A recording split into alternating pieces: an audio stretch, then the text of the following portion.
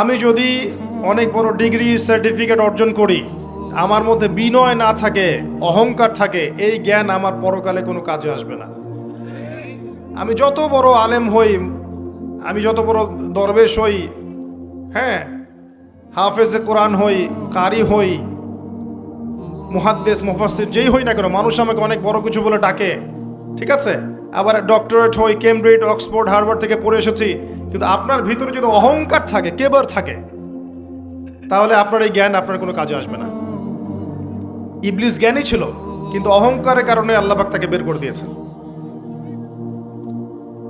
মনে রাখবেন, অহংকারটা কি?